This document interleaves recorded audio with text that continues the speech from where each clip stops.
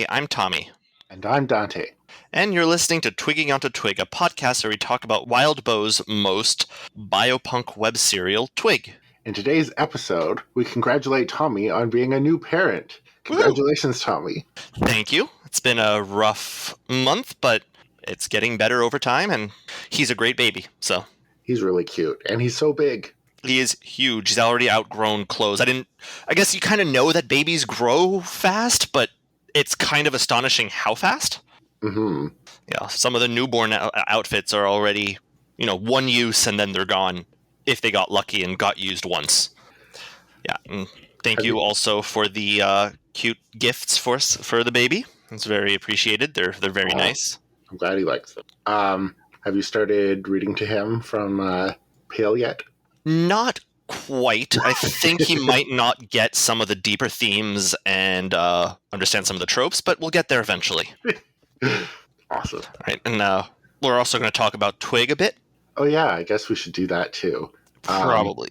So yeah, we're covering Taking Root 1.7 and 1.8. And shall we jump right in? Absolutely. So you had some thoughts about the general structure of the way we've been doing some episodes and how they work with this particular set of chapters. Yeah, because in these chapters, a lot of it is discussion and a lot of it is based around Cy and Mary. And all of the plot and the world building and character development are all just kind of muddled together into the same thing.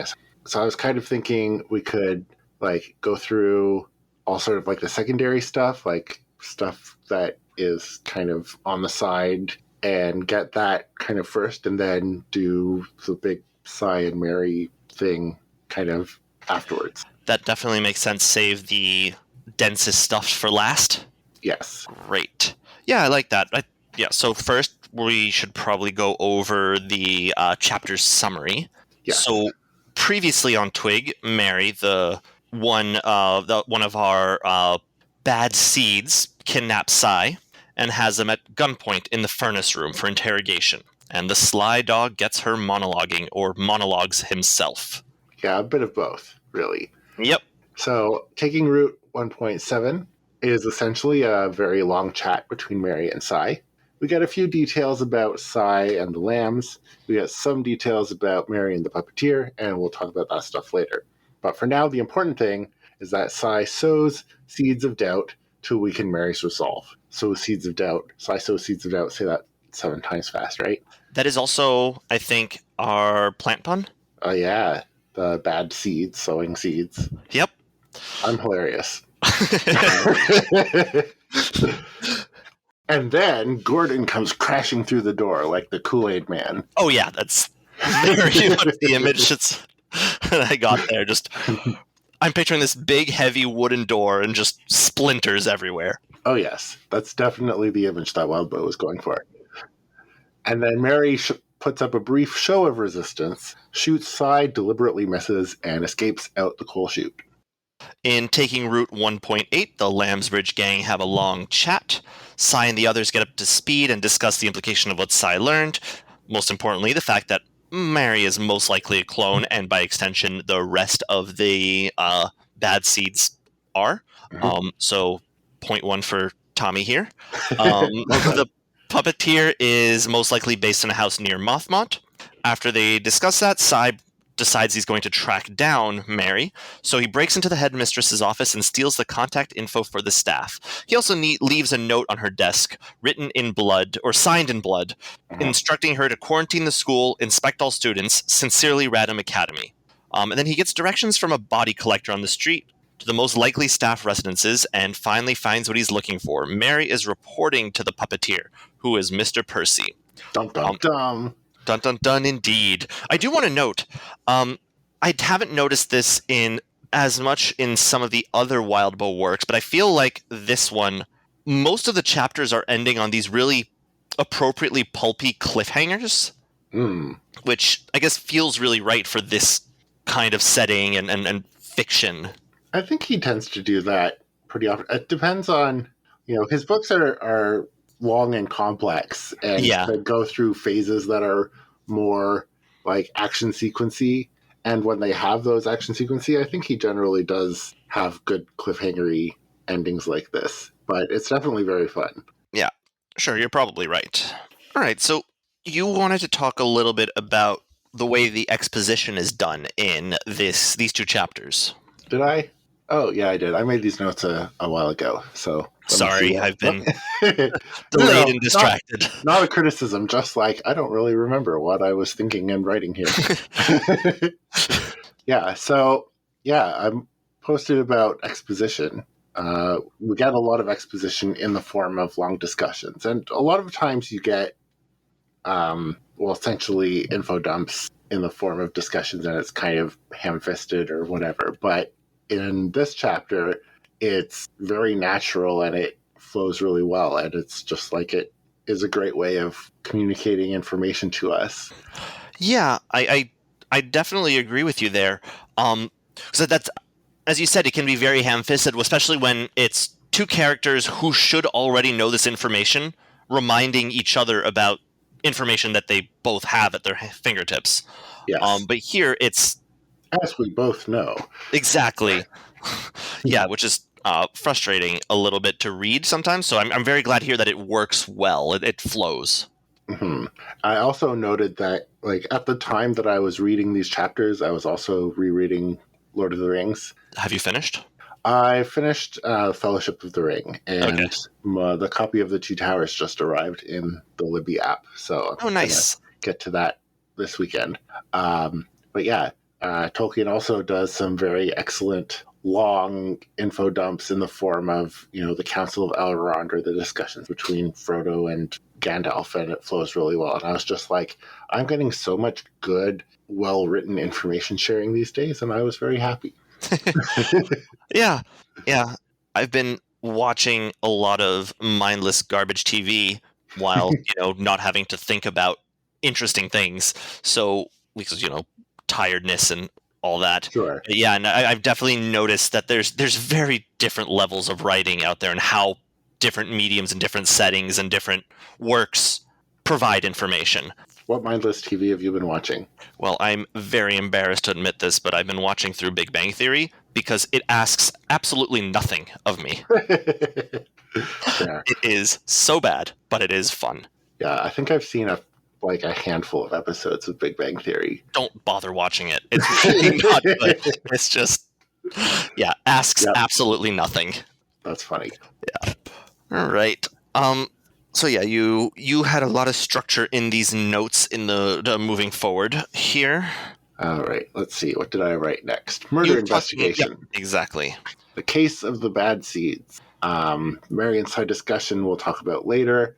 But the important information was Percy is cloning the students, imprinting them, playing the long game, and Tommy was right. That is the most important part of this, yes. Yes. Well, you were right about these guys. I don't know if you were right about the Lambsbridge gang. Yeah.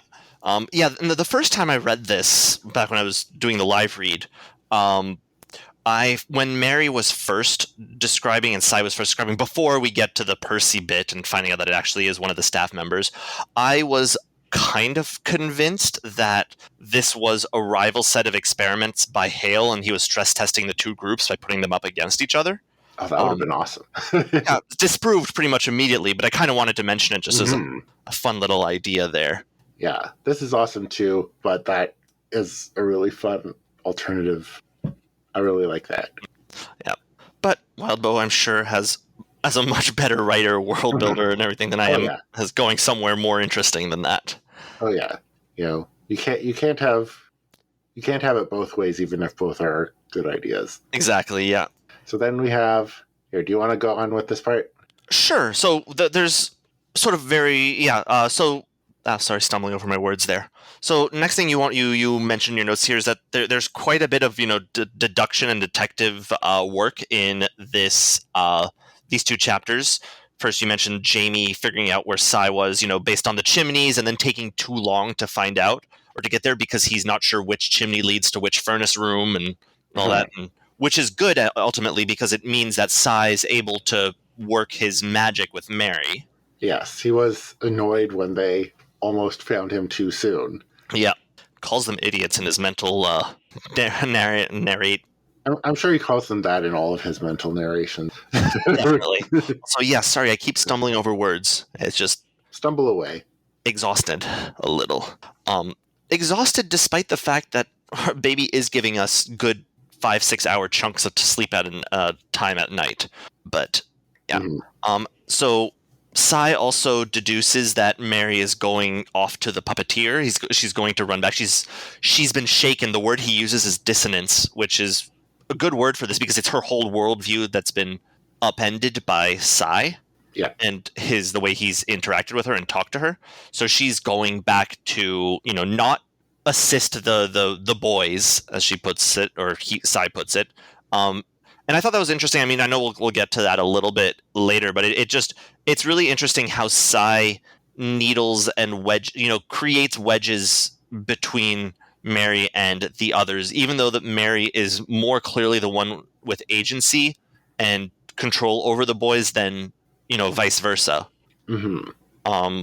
Yep. And then the last bit that you mentioned is that the deduction of where Percy lives based on, the fact that he needs to be running a big cloning operation. So lab equipment and behavior training for rambunctious feral children needs to be close enough to campus. And that leads to... I feel like vat-grown children are the opposite of feral. Yeah, but once they're decanted, they're running around and getting into trouble, and well, yeah, that leads into That leads into the hunt for Percy. Yeah. We figured out where he is, and now we're gonna track him down. So we go from like the sort of Sherlock Holmes thinking about things and figuring them out into action. Watson, grab your pistol and let's go. Climb the vines outside the manor. Yes. Particularly climbed the branches and twigs. We get a name drop there. Oh, that's true. I thought that was interesting because, yes, Sai justifies to himself, like, oh, this place is very much a prison. I need to go outside. But it still it felt to me a very, like, childish, I'm on an adventure type of thing. Like, oh, I'm going to climb the trees on the side of the building to get there. It doesn't seem necessarily... That's repetitive, but it doesn't seem necessarily necessary to have done all that. Like, it's still a little bit, Sai is still a child, and it's like this big adventurous thing, kind of. To me, that stood out as, a little unnecessary. Interesting. I didn't think of it as being unnecessary, but I do think it's kind of like, heist mentality. Let's get into the feel of it. Maybe have some like humming some background music to yourself. Sai climbing up has his own. He's humming his own theme song. That's a discussion question eventually. What is Sai's theme song? Right. What is Sai's theme song? We'll have to let the audience tell us eventually. Fair. Yeah. I don't know. That's you put me on the spot there. I can't think that quickly for it. Yeah. So then, I mean, I feel like calling this as a name drop is a bit. I don't know the word, but like twig is such a common, ordinary, everyday word. Like every time it pops up, I'm going to be like name drop, even though it's just like nothing.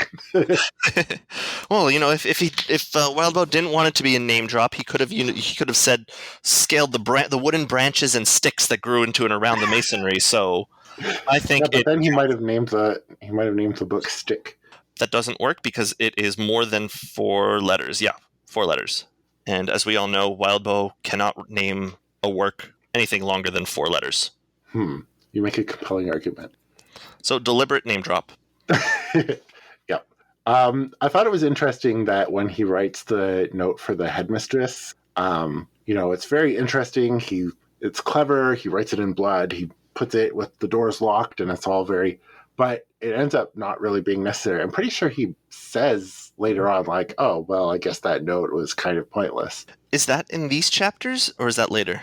I'm pretty sure I read it, like, these past couple weeks, so I'm pretty it's sure possible. It's in this chapter. I may have missed that in the notes, or in the actual chapters, but it's I'm pretty possible. sure I remember him thinking to himself, like, oh, that note was kind of pointless, but... That might not do anything. But it was really fun while it happened, and I kind of think with all that setup, it might come around and bite him in the butt. Sure, it's not going to be there for no reason. Yeah. I also thought it was so edgelordy of Sai to sign it in blood. Like, that's just so over the top. I think this part more than like climbing the vines outside the building, is more of, Sai doing the over the top heist kids adventure thing. Yeah, I definitely buy that. It's Yeah. like, it'd be awesome signing in blood. This is And going to be really cool, and she's going to be all weirded out and freaked out, and she'll listen to the note. yes, or she won't, but I'll still get to brag to Jamie about it, and that's really the whole point anyway. Absolutely. Speaking of Jamie, it says he sorts through, Sai sorts through the addresses and note cards and discards all the women without mentioning it, without any comment. Yeah, Jamie and Gordon had this whole thing about, oh, it's definitely not a woman. Oh, but it could be a woman, and then blah, blah, blah. And then Sai is looking through these cards and is like, oh, these are women? Toss. Nope. Yeah. Also interesting that McCarran is kind of a red herring. Like, he seemed important enough, and in an ordinary book, I think he probably would have ended up being the puppeteer, but it ends up just being, again, just like, nope. The other one that I thought was seemed suspect, and then clearly is not, is whatever teacher, I can't remember her name, but the one who talks to Helen in the bathroom a chapter or two ago. Yeah, I think her name was like Williams or something. Something along, probably. But again, discarded. We know it's Percy. Yeah, we know it's Percy. Well, he had, 7 names, and they were all good, solid English names. Yep, so clearly not India. Well, we'll get to that. Yes, we will. But, it ends up being Mr. Percy, who was one of the 3 that they were kind of talking about, the headmistress and McCarran and Percy sitting at the head table. Yep. In the cafeteria. And hopefully in the next chapter we'll find out more about Percy's motivations and such. The other thing that kind of happens here is this body collector. Yeah. That was just just to say, it's just so atmospheric, because of course the world of Twig would have a body collector. Where are the Stitched coming from other than some guy wandering around at night and selling black market bodies to the Academy? Yes. I kind of just was like, where do I talk about this body collector? Like, in this whole discussion, because like it's got a bit of world building built in for atmosphere. Got like this character interaction between him and Sai.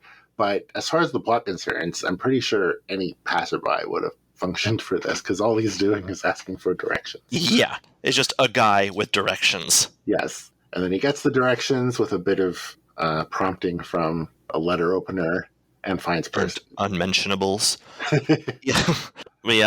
And then he finds Percy and climbs up the side of a building again. He loves climbing the side of building. Remember when, like, the very first paragraphs of the story was him climbing down the side of a building? Absolutely. It's I guess one of the fundamental pillars of Sai. Yes. Is climbing buildings. Maybe that's what Wyvern is. It's smugness and manipulation and building climbing. And Rube Goldberg plots. Yes. But mostly the buildings. Absolutely the buildings first.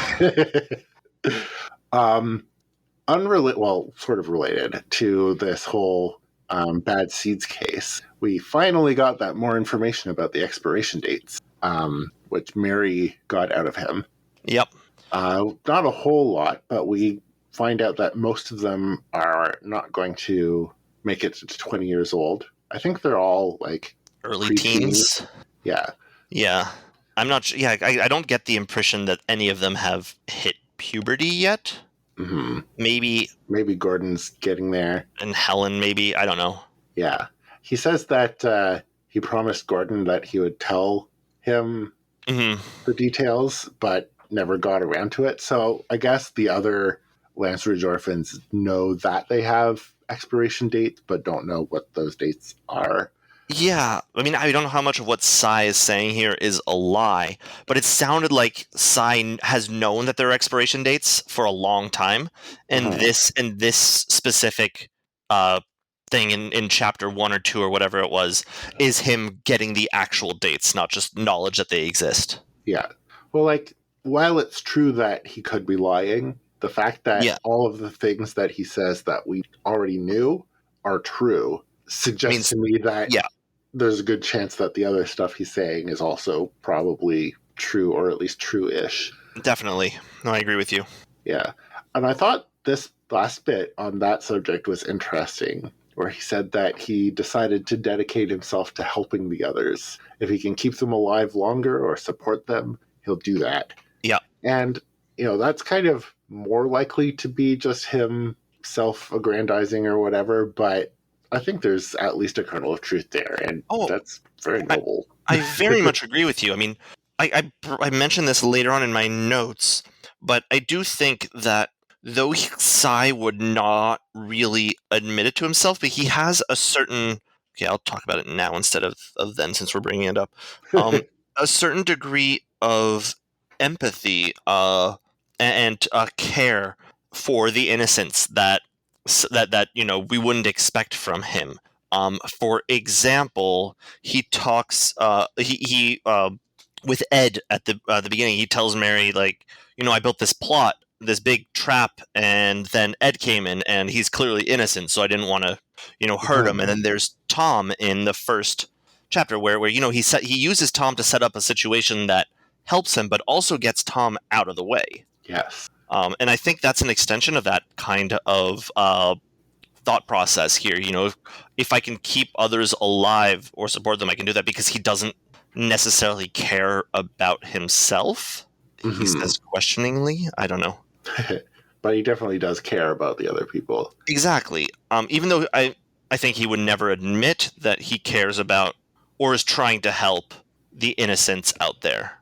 Mm-hmm. No, this is definitely a sort of situation where he pretends that he's above such things, but really, yes, underneath, just an old softy. Absolutely. Which is interesting, because it's definitely not the perception of Sai that I've absorbed through, osmosis, being in the fandom here. But maybe that changes over the course of the setting or in the course of the book. I think a big part of it is that because Sai is the POV character, his opinion of himself is as important as his actual actions and personality. Yeah, that's very true.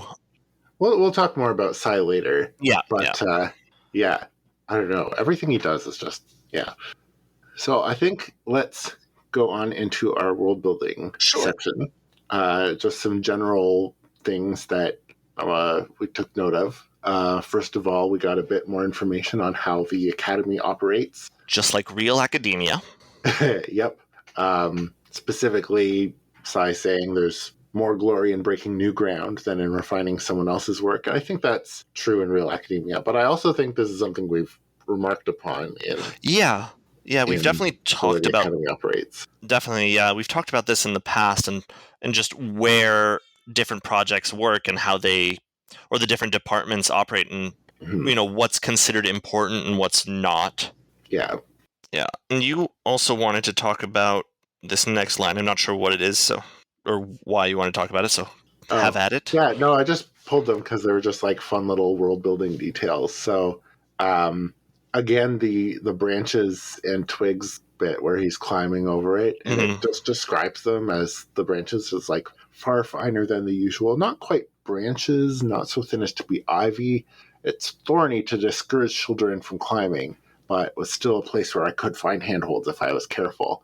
I thought this was just like an interesting bit of sort of, we've remarked on how this aesthetic is so full of these plants growing all over everything, and the sort of plants, and just this little bit of extra detail, it's not quite branches, not quite ivy, so it's kind of an unusual structure for a plant, and this detail about the thorns to discourage people from climbing, not prevent them from climbing, just to discourage them. Right. And someone like, has... This is just a fun detail. Yeah. I don't know. I don't remember if we talked about it at the beginning, but it's interesting that ivy is used as, a building material and to hold buildings together, because ivy in the real world is very destructive to brick and stonework. As it climbs up the side of a building, it's tearing down and destroying the building. I think we might have talked about it. Called that out before, because that... Yeah, it's just such an interesting aesthetic choice. Absolutely. This whole plants thing. I feel like that's kind of the definitive... Like, a lot of these a lot of these types of stories, they're kind of very similar aesthetically, but then this one, it's got that same aesthetic feel, but then you have just these plants all over everything, and it's just it's unique. It's similar, but it's unique. And it's I mean, emblematic of the setting, this biotech consuming the whole world, growing over the world and subsuming it. Yeah. And on the subject of biotech subsuming everything, another fun little detail is when he remarks on the typewriters in the principal's office. I'm like, typewriters? You mean they don't have like severed hands holding pens writing things? See, that went much more morbid than I was imagining. Okay, well, morbid, sure. But it's like, I think typewriters is the most high-tech piece of non-bio technology we've seen. I think so. I was about to call out that they had automobiles, but that was in Boyle, not here. So yeah, I think you're 100% right. Mm-hmm. I think it said that some people did have automobiles, but just not very many. It's possible. I thought that was a Boyle thing. The one professor, Yeah. But in this case, we definitely it's just like, oh yeah, there's typewriters, and of course there would be typewriters, but it feels out of place here. It does, because it's like just metal and plastic engineering. Yeah, years. Yes. So for sure. And then you mentioned cloning, and we're going to talk about that in our Monster Corner. Yes. And then the body collector, obviously is, well, we talked about that a little bit already, how it's just like an obvious bit of this setting, but also like anybody reading this is going to be thinking of Monty Python. Oh, yeah. Bring out your dad. Bring out your dad. Yeah. It's a nice, easy, simple way of adding flavor to the setting. Mm-hmm. Also, just kind of like on the subject of comparing it to Monty Python, like it's a very medieval idea. For sure. And it fits perfectly here, even though, we go from typewriters to medieval body collectors. Wooden cart going around with a heap of dead bodies smelling bad. It just fits, and it's great. Yeah, and I thought it was interesting that Cy points out that this neighborhood is too rich for this guy to come around often, but he still comes by like once or twice a week, whereas in the poor neighborhoods, he'd go all the time. Yeah, where they can't afford to have the academy repair them. I wonder if like everybody who's too poor is just like falling apart at this. Like there's no healthy people in this universe except ones that the academy is actively repairing. Yeah, I can see that. I mean, presumably it's a brutal, hard world if you're poor. True. Yeah.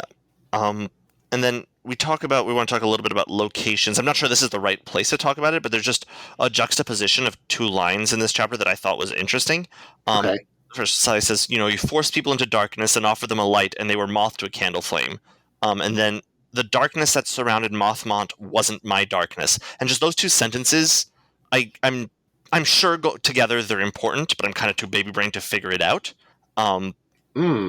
Yeah, because like the metaphor of the darkness and the light is just kind of a normal metaphor that might come out. But the idea of the moth and then Mothmont specifically, I don't know if I can read into it more than just like, that's interesting. But someone's smarter than me figure this out.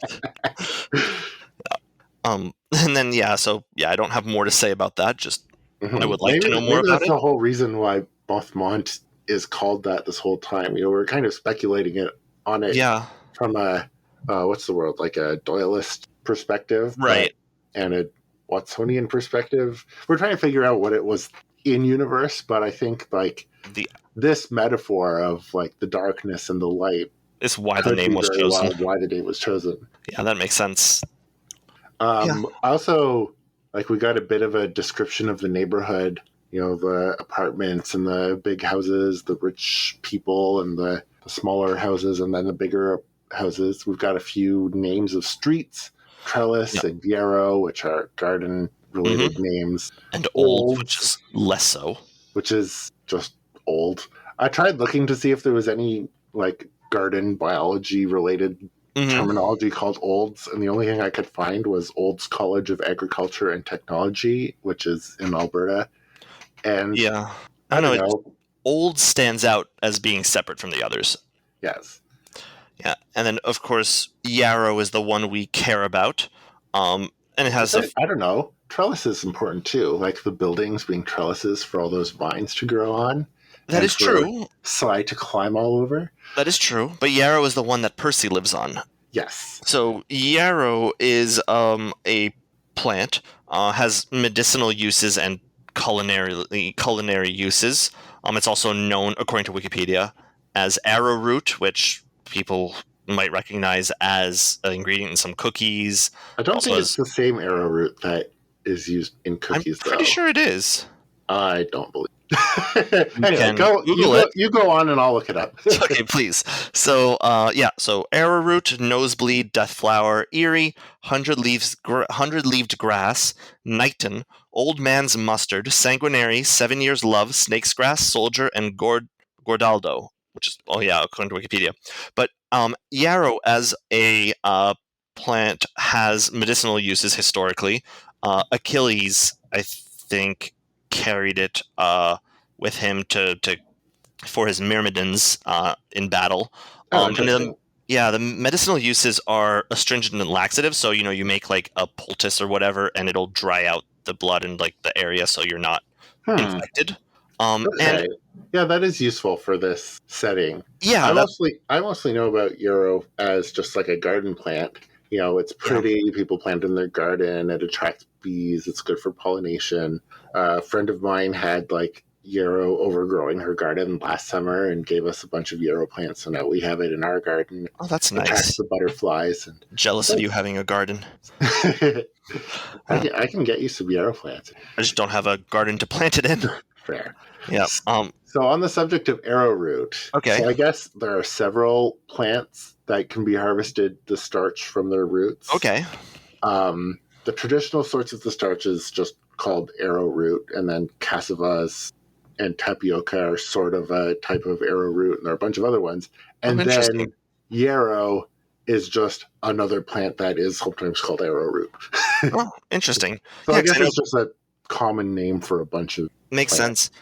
Because I know arrowroot as like ingredients in cookies, and I didn't know cassava was also one of them. My father-in-law owns a factory in the Dominican. He's from the Dominican Republic. Owns a factory there processing cassava into crackers. Oh, So I have interesting. quite a bit of cassava in our pantry here. Yeah, well, there you go. It's Yeah. also arrowroot. Yep, did not know that.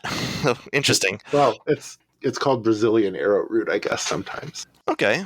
And also, apparently, arrowroot had some uses in historical beer making as a preservative and flavoring agent before hops.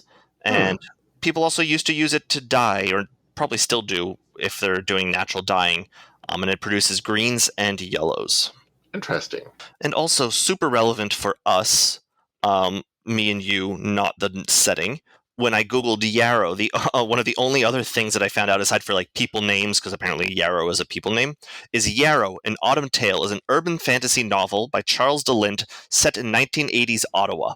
Oh, The plot really? concerns a fantasy writer who has a secret source of inspiration. When she dreams, she visits a world where magic is real. Unknown to her, a supernatural predator who feeds on dreams is feeding on her and destroying that world.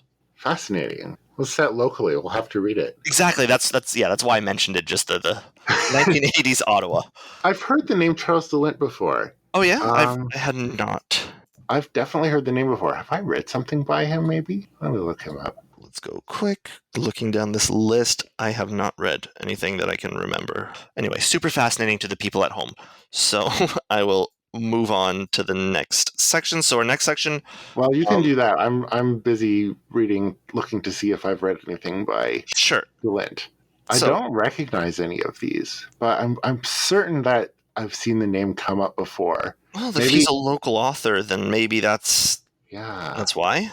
I don't know. I think we'll have to. I think he's gonna have to. We'll have to read some of his work and see. Twigging onto lint. Twigging onto DeLint. Yeah, Okay. I'm definitely gonna read some of his books. Okay. Yeah. Let me know. I guess we I'll can, find out about this guy. Okay, especially anyway, this yarrow one. especially this yarrow one. Yes, All right. So the monster corner. Monster Corner. We should get like a little jingle for these sections because we have so many sections and subsections. That is a good idea. Monster Corner. I don't know. All right. And you put this quote there. Do you want to read the quote? Yes. This is from Sylvester. We're taking too long to show anything demonstrable. Their word, demonstrable. If you pronounce it right, you could fit monster in. Little heavy-handed there, Sai. It's. I think this is very much Sly's sense of humor. Oh, definitely. Also, it's a really good point. Because he goes on to say, like, they're essentially making us into monsters. Yeah, and I mean that's the Academy's business, is making monsters. Mm-hmm. And if they're not being demonstrably useful, then they're not an appropriate monster, and they'll be gotten rid of. Mm-hmm. And like, it brings to mind, I think, in our first or an intro episode, I was kind of thinking, like, the big important question of this book is probably like, who are the monsters? What is a monster? Yeah. And so, like, here, this idea of something demonstrable from the Academy and fitting monsters in there, I feel like there's a pointing in that direction. No, for sure. I mean that kind of ties into the next little quote you have here, and like the concept of personhood and human. Do you want to read the quote? Yeah, he says, humans were complex creatures. Add the rewriting of patterns, augmentations, grafts, revival, drugs, and everything else, and human became an awfully unclear term. Every new discovery meant the introduction of things that had never been done or discovered before. More things that muddied the waters. Or bloodied the waters. Which I think is the exact next line. It is the next line, and it should have been part of that quote that I pulled, and I don't know why it's not there. Yeah. So yeah, just the concept of personhood is so much a key part of Wildbow's writing, and like, where's the line, and is there a line, and how does one approach that line? So it's interesting to see it like called out explicitly here. Yeah, for sure. This is the meat of the setting, I think. Yeah, definitely. But it's also the meat of like the Otherverse. Yes, that's true. I mean, I guess in a slightly different way, but still. And I guess that leads directly into our conversation about clones and cloning. Yes, because I think that's a big deal from these chapters. We find out that the bad seeds are clones, and we get a whole bunch of information from Lillian about how cloning works and how it would show up in an autopsy and how to avoid that.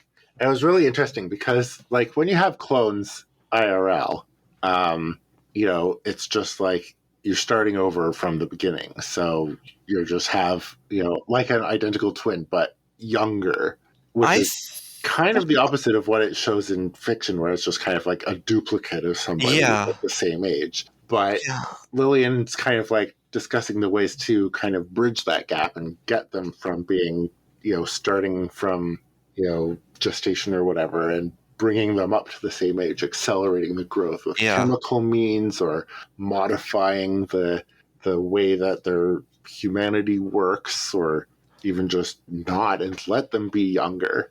Or mixing them all together.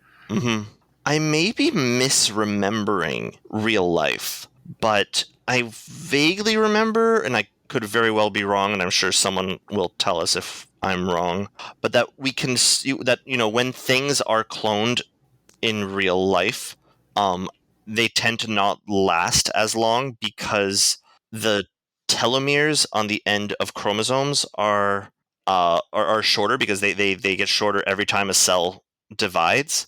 And this is half remembered haze of biology and stuff, but that clone as we're able to clone things now, they don't last as long because they're essentially, their cells are older than. I watched a video on the Minute Earth channel. I don't know what your YouTube channel watching habits are like, but Minute Earth is one of the fair. Minute Earth is one of the channels that I follow, and they have a lot of interesting, just kind of like really dumbed down, but still like scientifically robust explanations of various things. And I saw a video from them about essentially what you were just describing, and the way they described it was just like, adult cells tend to like take parts of the DNA that they don't need for whatever specific cell use they have, and just kind of like tag them or or fold them away or something. Sure. It just kind of like it modifies like the DNA a little bit just for the specific use case. So using DNA from adult cells rather than from the sex cells that actual reproduction is Right. done from naturally results in, like you said, organisms that don't last as long because the DNA is already, processed and not suitable for the sort of rapid growth that is needed for a new organism. Yeah. So it's interesting, and I kind of wonder how that ties into Twig, if it does. In any way. I kind of feel like for this particular discussion from Lillian, it isn't super relevant because it's clear that cloning can be done, at scale. And so this particular issue that prevents us from actually reliably cloning organisms in real life has been resolved. Isn't an issue. It's been resolved. It's been overcome. Mm-hmm. And they've got other issues, different issues, like this issue of, we can clone them, but they won't be the same age. They're going to be starting from, the beginning. And we can sort of play with that and massage it, but not 100%. Mm-hmm. Mm-hmm. Also, just like some of the little details she puts in there while she's describing this, she mentions altering the 7th ratio as a way to accelerate growth. We've touched on the ratios as an important bit of world building that we're getting little hints of here and there. And then we also have this little aside about... Pardon? Horrifying aside? Yeah, it's a little horrifying aside about these domesticated human slave class that they created in the Indian Empire. Yep. Which is like, I'm really glad that is something that didn't end up working. Although, I guess the Stitched are kind of the same thing in a way. I don't know if they're the same thing. Like, yeah, they're both squicky, but I feel like just ethically and morally, like, the domesticated humans bit is worse.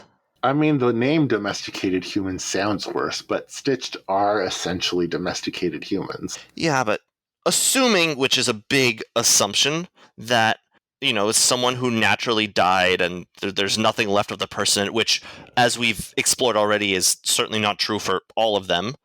We have that crying man on whatever lane who started remembering things from his previous life. So, yeah, but just in theory, a Frankenstein's monster who doesn't remember being alive is less problematic than someone grown to be a slave. Than someone grown to not remember that they are currently alive? I don't know. Yeah, I just don't see it being really different.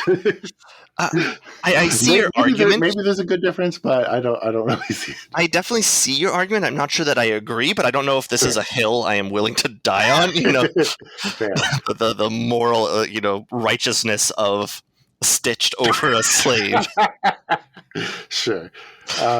I think we did see, like, in Boyle, there were some of these for sure domesticated humans. I remember that being a thing. I know we released the episode about that, just a couple of weeks ago. But for us, it was a bit longer. For us, it's been a few months since we read it, and so I think I remember that being a thing. Oh no, definitely was. There was the different lines with the different names, and some of them were very clearly, prostitutes or sex slaves, and the others, the males were dock workers. So basically, what's implied here from this Indian Empire domesticated human slaves thing, specifically they call out or they describe it. I don't have the exact text in front of me, but I remember them using the word, stronger and more attractive, and also, subservient, and which is just very gross. Very gross. To quote Dr. Persham from The Mandalorian, the ethics of cloning are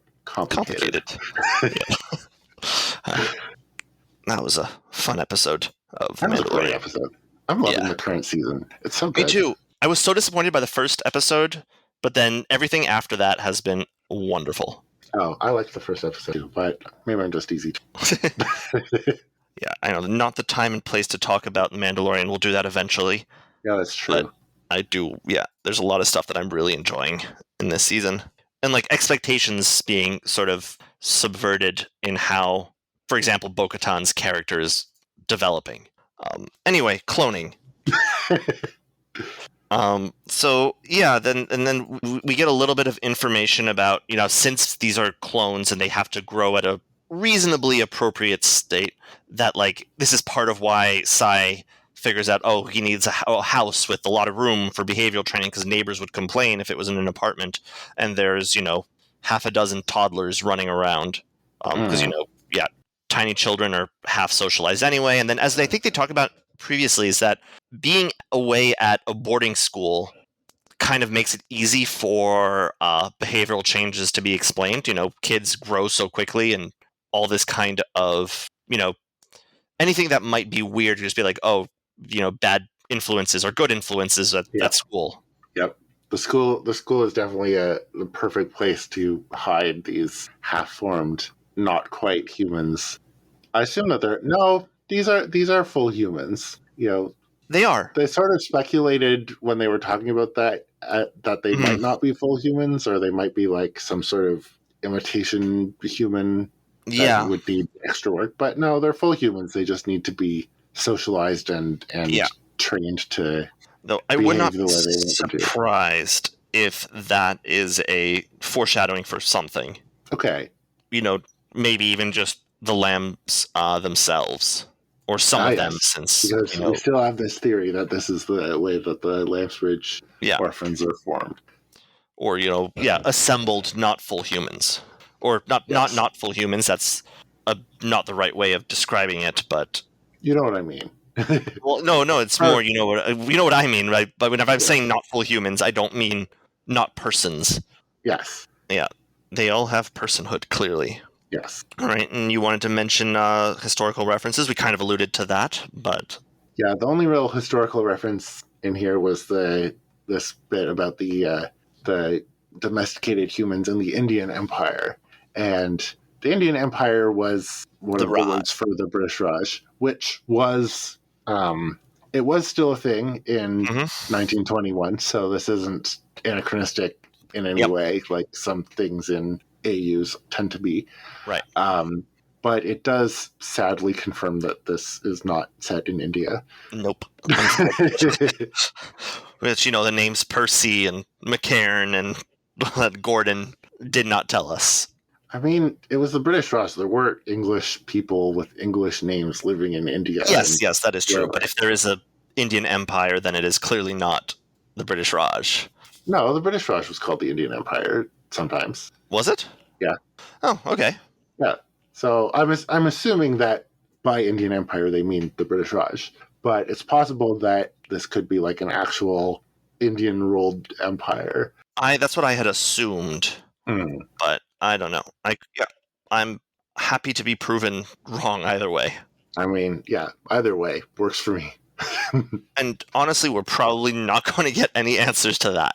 Yeah, probably not. Not unless it becomes relevant, which I kind of don't see happening. Seems, the scale of the story would have to increase quite a bit, which, to be fair, Wildbow does tend to do.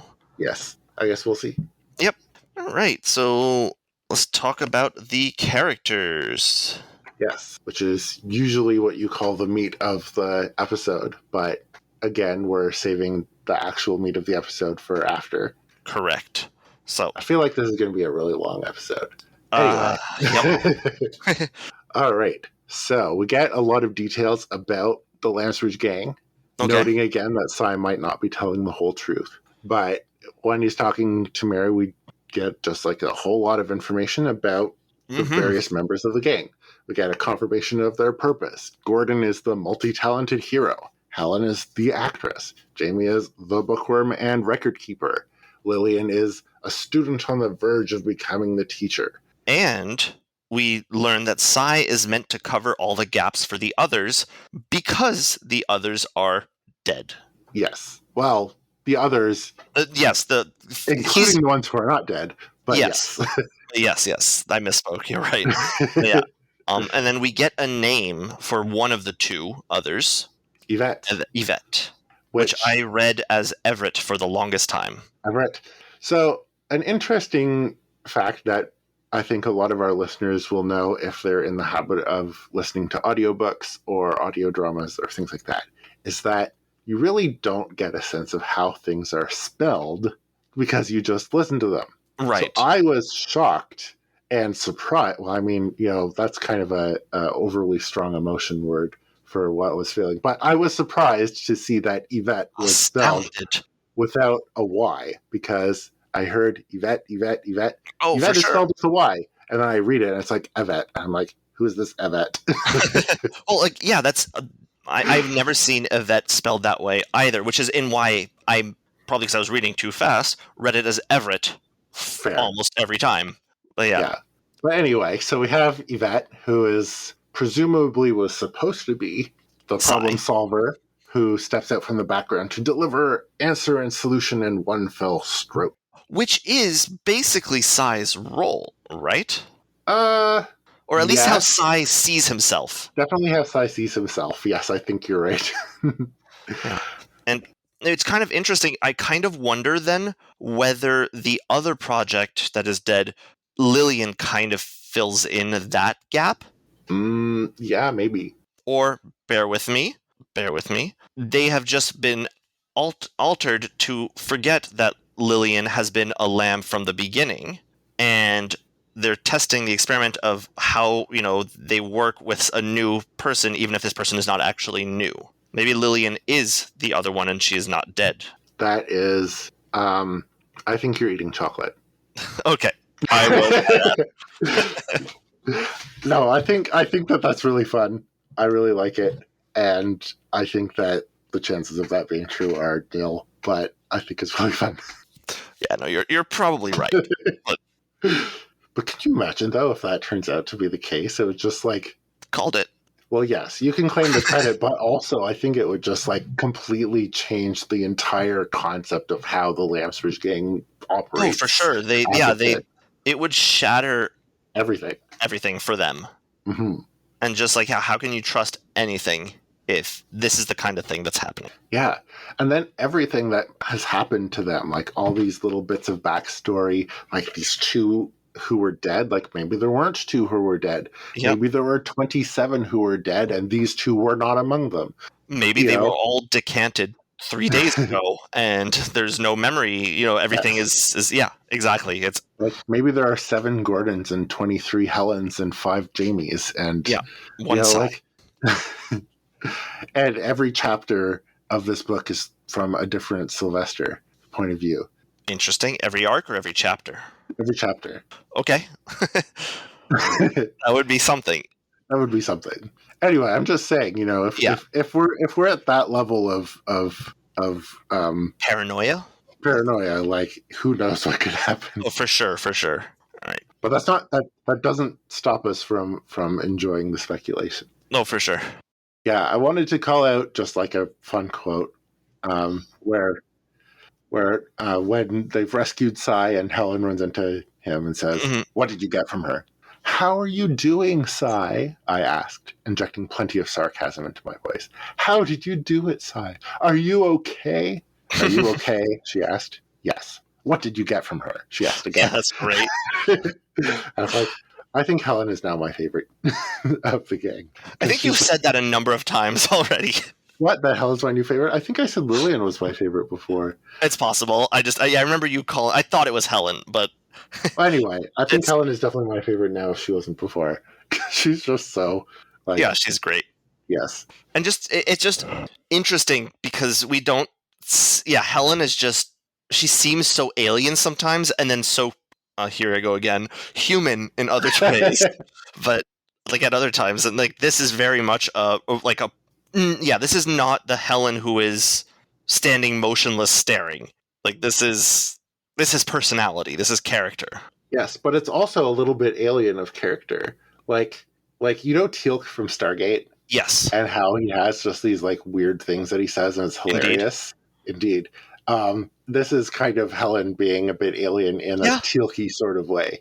Yeah, I definitely get that. All right. And then I did write something about Lillian, but we kind of addressed it earlier. Okay. So we can move on to other people. Yeah, just kind of I made a list of other people. We have Mary, who I guess we'll talk about later. Yeah. The body collector that we've already talked about. I noticed that in the tags, apparently on the website, characters that appear are tagged in the posts. I did not notice that. Yeah, so Oh, this character is tagged as Corpse Man. Yep, I see that now. I did not notice that. Yeah, And then interesting. the other name that I pulled was Dr. Ibbot, who's just like a name drop, like, oh, Dr. Ibbot, surely you know Dr. Ibbot. Yeah, it's like And I'm someone. like, it's not really worth mentioning in this chapter, but it's clearly a name of someone that's going to come up again in the future. Oh, it's also interesting because it kind of implies that, a student at, like a 12-year-old is going to know a famous academic, that which Ooh, in our yes. world, like, sure, you know, a 12-year-old might have heard of like Stephen Hawking or something, but, won't necessarily know Einstein. won't know won't know of a specific physicist at their local university or anything. Like someone has to be pretty important to be known. So it's interesting that Right. this name is a name that's big enough to be important. Mm-hmm. So I thought I'd bring that one up just because I'm pretty sure it'll come up again, and we should just kind of be aware that that's something that to keep an eye on. Yeah. All right. So as you said, the important stuff now. None of the rest of this has been important. Yes, this section is called the important stuff. Yeah. So there's two specific lines here that I want to call out to talk about Psy. Okay. And I think these two lines are the fundamental pillars holding up Psy's, entire being. Oh, so we're talking about climbing buildings again. Yes, exactly. So the two lines. The first one is referring to people as insects in a box. Okay. Shake the box, and it generated chaos. Maddened, they would seek to escape, butting their heads against barriers. They would turn on their closest neighbors and strike out, even seek to kill. In their frenzied movements, they were predictable. And, also, here in this I was the odd one out. If all 5 of the other projects were successes, I might never have been given the go-ahead. It was sobering to know that the foundation and excuse for my being rested on the backs of 2 corpses. And I think, both of these lines are really important in understanding how Psy sees and interprets the world. Okay. So we see he talks about the chaos, but and how he manipulates people and understands people, and this is the setup for his Rube Goldberg social device as well as his traps that he builds. But it's also why we see him being caring for people who might be caught in the crossfire, as well as for the other lambs. He exists because other people do not anymore. I don't know if he's on some level paying it forward or a certain sense of duty. Mm-hmm. It kind of, Mary calls him a fatalistic little shit, and that kind of, with that sort of fatalistic attitude, like, oh, I'm the result of these guys being dead, and that's interesting. Mm-hmm. Yeah, and then you want to talk about manipulation, I think. Oh yeah, just because whenever we have Sylvester, we have manipulation. We've got the Rube Goldberg machines. We've got the attempts to manipulate people, and in particular in this chapter, the majority of the chapter is him trying to manipulate Mary, trying to get her to reveal some information, trying to get her to not shoot him, and trying to, that's really as far as his conscious effort goes, I think. But he's also trying to bring her around to his point of view and get her marching to his tune, sort of thing. And I just to speak to that, I kind of noticed. I thought it was interesting that Psy specifically calls out one of the manipulation techniques that he's using. Wondering if she's noticed that he's mirroring her. Mm-hmm. Yeah. So this is a little bit of the theory behind Sylvester's machination. Absolutely. Like it's no, I don't have. I thought I had something there. It was on the tip of my tongue and I lost it. So carry on. Okay. And I just also noted. Well, you mentioned it. The whole metaphor of humans as a species being like a collection of bugs in a box, and I was like, oh, look, hello, Taylor. Nice to see you again as a Sylvester this time. Yeah, for sure. And you also wanted to talk about the word dissonance or the dissonance of his identity or... Mostly I put down dissonance because that's something that he calls out. So not so much dissonance as a word, but so much as this idea of dissonance that he is putting forward as it's almost like part of his manipulation tactics. But I think it's something separate where it's like it's kind of more of like his philosophy on life.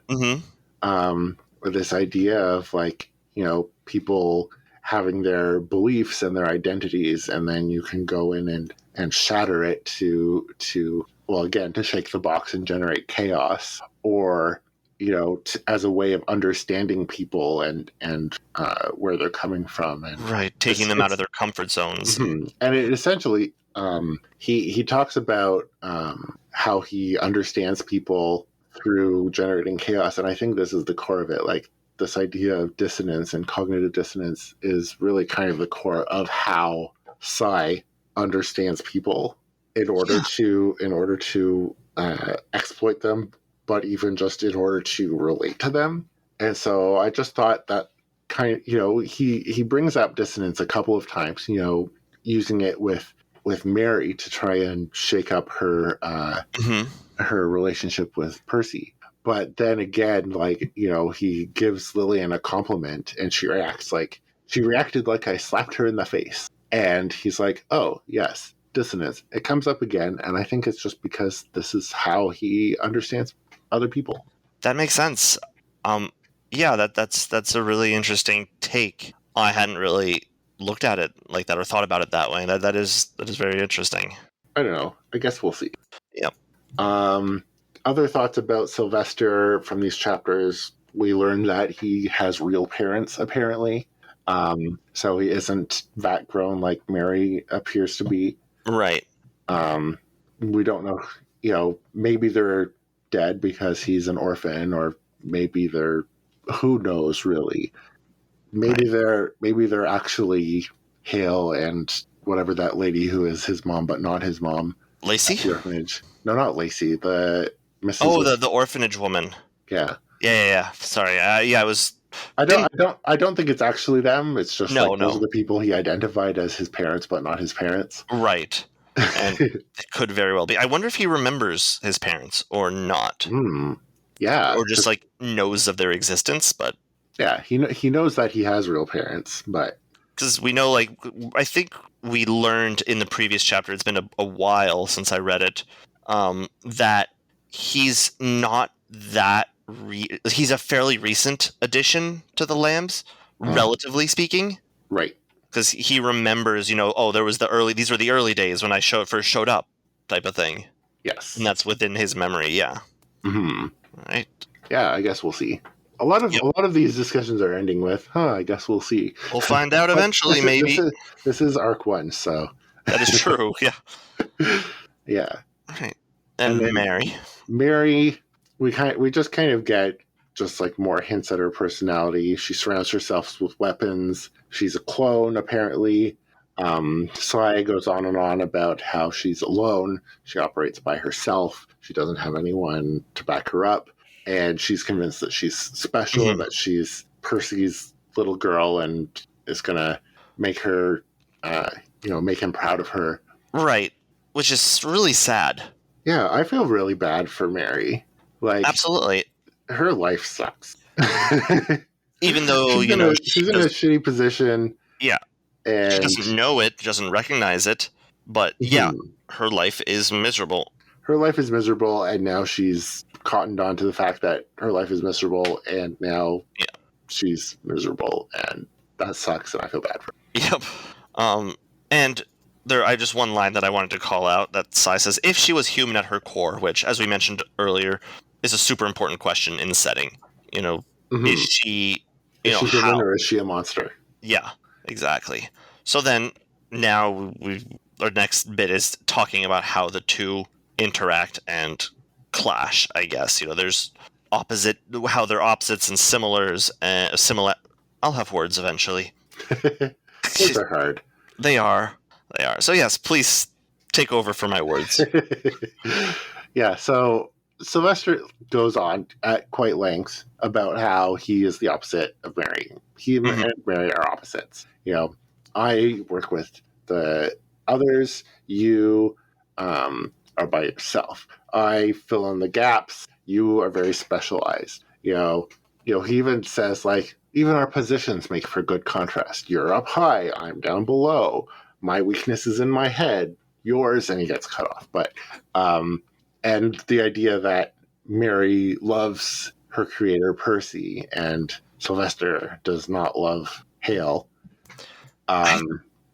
Cy tells himself he doesn't, but and probably on a superficial level he does not. But I kind of got the vibe when in their interaction that like he resents Hale, but also, well, I guess this is where we get to Cy's own sense of dissonance, and he does, how he doesn't necessarily believe, or how he, I'll articulate this in a second, or what he tells himself is not necessarily how he actually feels.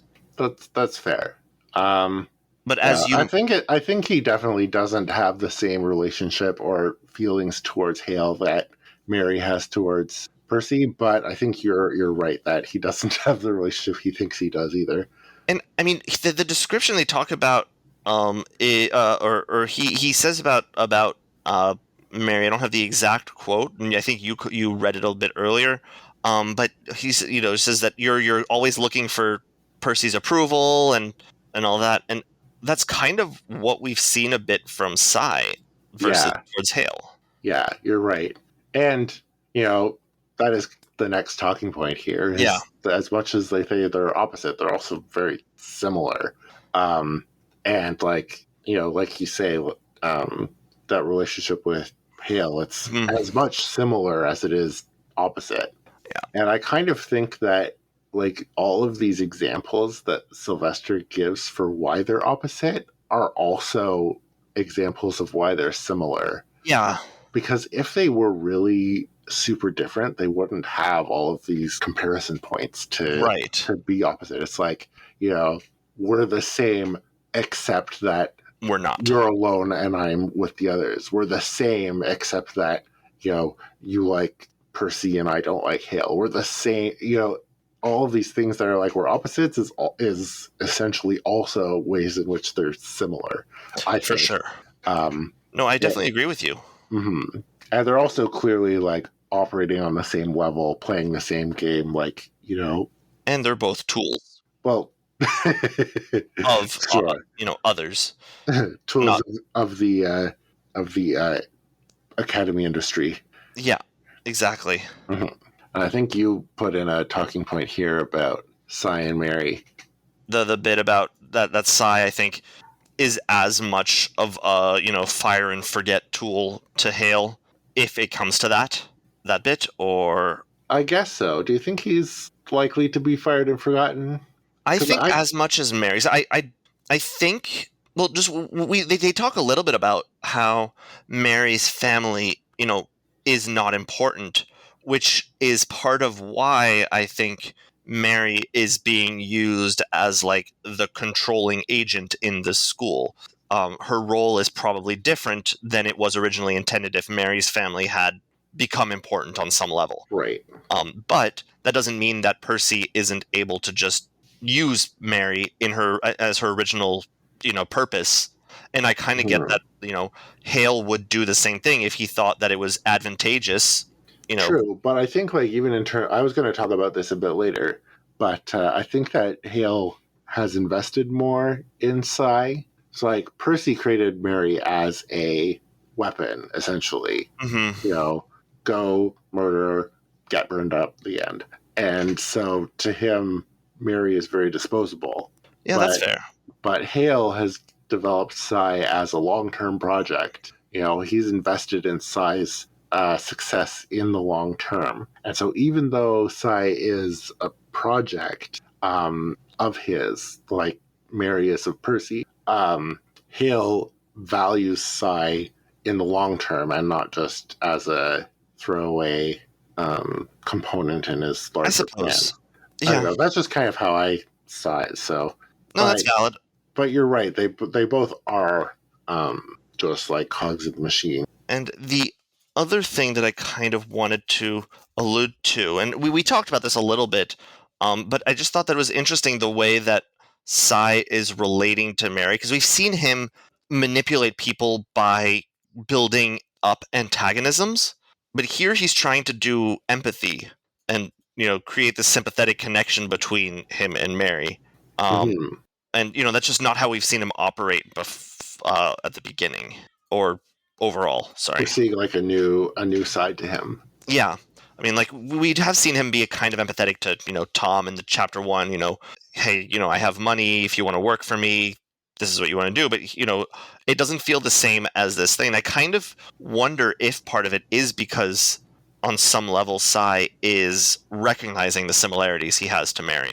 I think it's definitely a part of it. I'm sure that Sai is able to manipulate. It's kind of like, positive and negative binding that you hear talked about in other Wildbow works. You have his interaction with Ed Sure. that's very negative, and it's like he's manipulating him by antagonizing him. And here he's manipulating Sai, where he's manipulating Mary by relating to her. So it's kind of a new way of doing the same thing. Yeah. But I think that you're right that it is more than that.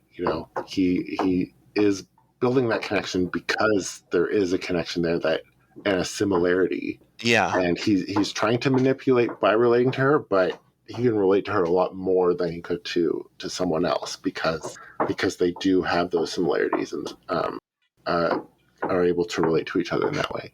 Right. Yeah. Right. And you wanted to talk about parenting? Yes, I think that it is necessary for us to talk about parenting. In our first discussion question, some people pointed out that this is a subject that we need to discuss. And now we've got examples of that in the story. We've got Mary and Percy. We've got Sylvester and Hale. Yep. We've got you and your baby, although I'm sure you're not exploiting your baby for your academic career. No, he's just exploiting us for food and comfort. But as our expert on parenting, since you have a month of experience and I have none. Yep.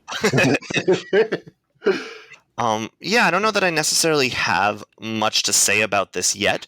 As you point out, there's I guess we kind of talk about it a little bit in the previous section here, but this is the downside of saving a discussion point until later is that we've talked about the whole thing already.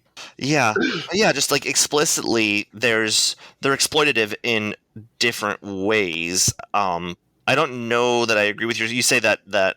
Well, no, I don't know. Yeah, this is essentially what I have written here is essentially what I was saying before about. Yeah, exactly. So I'm trying not to repeat ourselves. Yeah, and I guess Percy sees Mary as disposable. Hale sees Sai as like a long-term investment. Mary is in love with Percy as like not in love with, but like I know what you mean. And Sylvester hates or thinks he hates, but clearly at least respects Hale. Mm-hmm. So they have these interesting sort of contrasting relationships. And just in this context, I'm really interested in seeing the rest of the Mary Percy conversation because I'm sure we're going to get a lot of information about that in the beginning of the next chapter, assuming it starts off at the same place it ends. I wonder if we're going to have to do the same thing again, where it's like we'll talk about all like the secondary stuff and the other characters, and then we'll talk about Mary and Percy. I can see that. We'll see. Yes. All right. I think is there anything else you want to talk about before we get into the I think that's all we had. And so we can go into our discussion question section. Sounds good. So we got a whole bunch of discussion question answers. Horrifying. Horrifying in the best way. Yep. And most of them are incredibly long, so I don't know that we can afford to read all of them out unless we want to add another hour to this episode. Oh, no, we're not going to read them all out, but we'll definitely call them out and give a summary.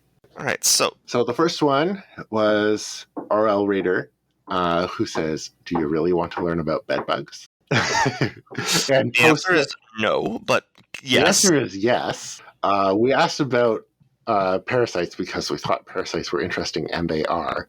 They And are. I love the name of it. I haven't read this whole article because it's a whole article about bedbugs, but just like the title of it, The World's Most Terrifying Penises, Part 3. I wonder what 1 and 2 were.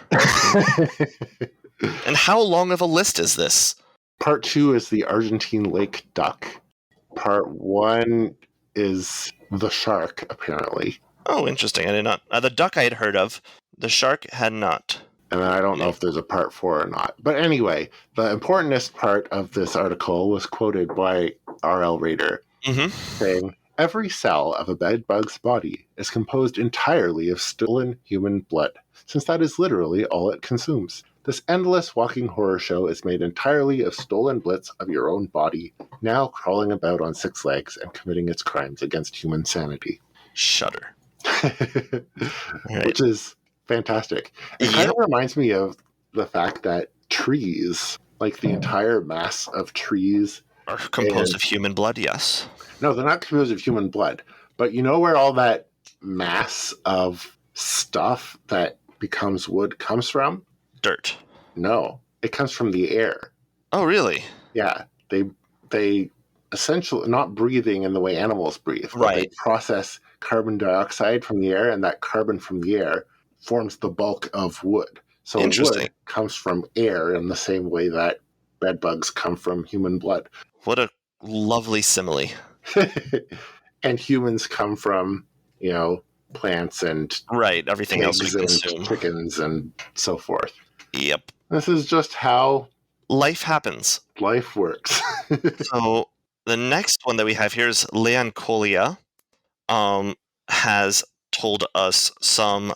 They're very long, but talks about Saccholina, which affects crabs. Also talks about the placenta and babies, and has an honorable mention the emerald cockroach wasp. So I would definitely recommend you go read them if you want to be. I think it's worth shouting out at least a little bit of why these are terrifying. Like Saccholina is a parasite that infects crabs. Mm-hmm. And it does so by, it essentially is like a root system. They say that it is a root system that pervades the entire body of the host barnacle. Wraps itself around every vital organ and usurps nutrients. And it's just it's kind of I don't even know how else to describe it, but like a root system pervading the entire body. It's just that's terrifying. Crazy. A placenta, I mean, people talk about babies being parasites. And it's very true. But it actually is pretty true. Yeah. Yep. Just the way it works. The way placentas get in the way between parents and an embryo. Yeah. And then Ampulex being a cockroach wasp. Mm-hmm. Which is...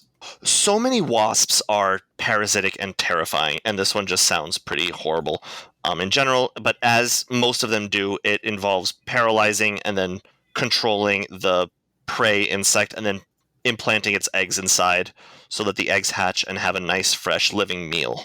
Yes. Yep. These are all great. I wish that we could just read the whole thing. But yeah, absolutely. Like I said, definitely worth reading. Definitely. Fascinating stuff. Stuck in Reddit Factory made up a parasite, which is an interesting one, the skin creep. And again, also worth reading because it's a pretty creepy, horrifying thing. Definitely worth taking the time to go read the 4 or 5 paragraphs of it. Mm-hmm. Again, it's essentially a organism that sits on the skin and slowly replaces the skin, which is fascinating and also really creepy. And it just looks like a infection, or there's a few different kinds of ways that it can do, or some of them actually just look like ordinary skin. But then once they've taken over the skin, they start rooting inwards into the body and then eventually taking over and influencing their behavior. Fantastic. And then Hobo Demon talks about the immune system in pregnant women and how the different I'm losing my words again, sorry. How how placental animals involve weighing the costs and consequences for various levels of scrutiny to allow or reject implantation of fertilized zygotes. Um, and in humans, it's a pretty rough process. Mhm. And then also talks about the fact that there are some isopods that replace the tongue of fish, which is creepy, and I've definitely seen those pictures. I've seen And those pictures. Yep. yep, it's fun. Um, Yes. and then Ace of Swords talks about the symbol of the rod Asclepius, and I'd come across this before actually in the past. I'd seen this elsewhere, and how it's a stylized, potentially stylized version of guinea worm, and the reason that it is a sign of the guinea worm, or is a sign of a doctor, is that the way that you get it out is you slowly have to pull it out of the wound without breaking it. Because if it breaks off inside the host's leg, it'll rot and cause a ton of problems. Mm. So someone who's able to do it is successful, like a successful doctor. Yes. And so that becomes the symbol of the successful doctor. Yep. Yeah. I've heard that theory, I think, and it's a great theory, but also like it's a fascinating For sure. Fascinating parasite and treatment process. We also got a quick answer from Captain Rhino, who mentions the bug that the agents give to Neo in the Matrix. And it mentions that one can very easily see Academy scientists developing this kind of thing, a biological version. And I definitely buy it. Yeah. We so also many good have answers. I'm so glad that we asked that question. Oh, me too. Learned a lot. We also got a discussion or an answer on our bonus episode discussion question on the Boyle Yes. chapters. Our discussion question there was to come up with what sort of project would you do in order to impress the professors who want a spectacular biological project. And we got a response from Jordy Robinson on YouTube, of all places. Our episodes are on YouTube, and you can comment on them there if you want. And they say if they were a university student, they would focus more on iteration than innovation. Maybe kind of like working on a prosthetic arm.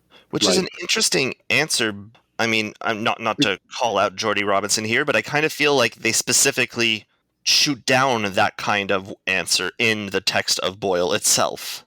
Yeah, but Jordy's idea of a prosthetic arm is different from Genevieve because they have this idea of the arm that is a sort of symbiotic organism on its own with additional senses, and it can loan them. So it's essentially kind of both discussion questions in one. Because for sure, here's a parasite, but the parasite takes the form of a prosthetic. That is true. Which can then become an incredibly fascinating bio project that you can use to wow the professors. So, yeah. I was talking more, though, about the iteration. One. Yep, that is true. I was talking a bit more about the iteration rather than innovation. I think they specifically did not like... I'm blanking on the main character's first name.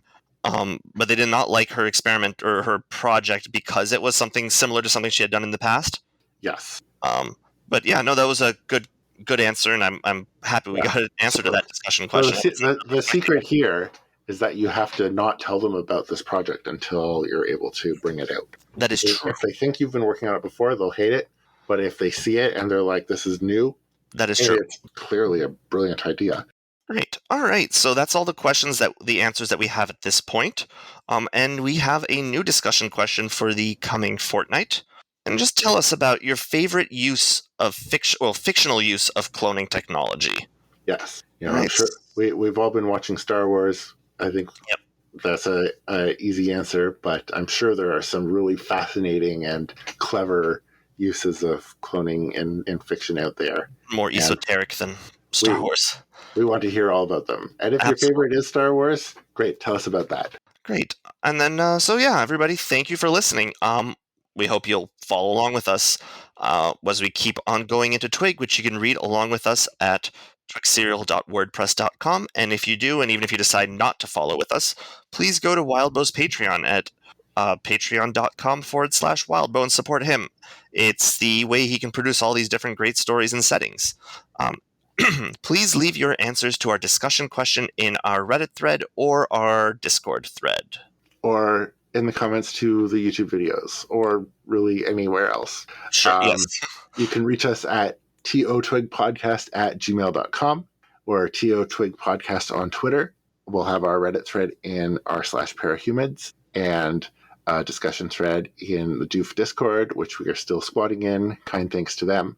Next episode, we'll be covering Taking Root 1.9 and 1.10. Yep. And I have an apropos for me biology fact.